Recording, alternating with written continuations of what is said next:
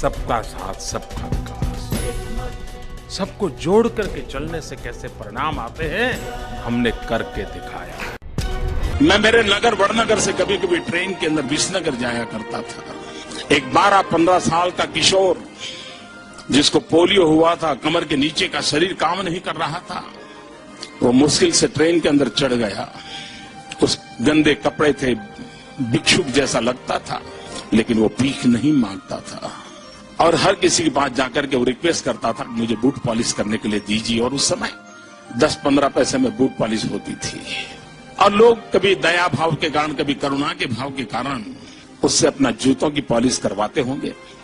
लेकिन मैंने देखा पॉलिश वाले करने वाले बहुत देखे थे, लेकिन इस बच्चे की तरफ मेरा ध्यान गया।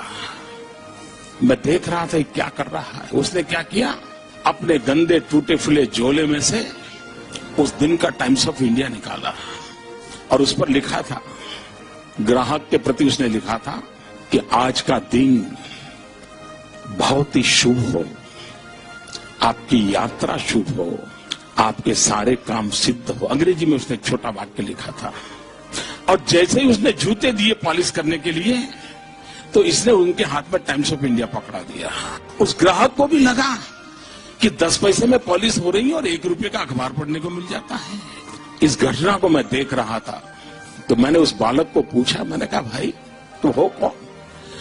बोले मैं कर्नाटक का हूं, कोई परिवार में है नहीं, मेरी शरीर की हालत अच्छी नहीं है, लेकिन मैं सम्मान से जीना चाहता हूं, इसलिए मैं यहां पहुंच गया हूं, करते करते काम कर रहा हूं।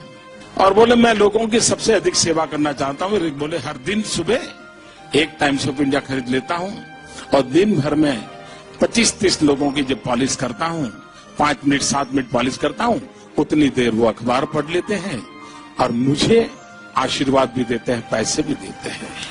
मैंने इस दृश्य को देखा तब मुझे गीता पूरी तरह समझ आ गई। मुझे लगा इसको कहते हैं योग कर्मशु कौशलम।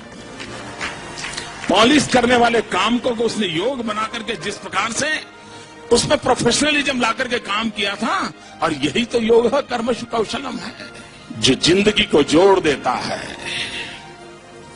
कार्य में जीवन को जोक देता है। वो यौगिक अवस्था को प्राप्त करके जीवन में एक अद्भुत अनुभूति का एहसास करता है। सबका साथ सबका विकास, सबको जोड़ करके चलने से कैसे परिणाम आते हैं, हमने करके दिखाया।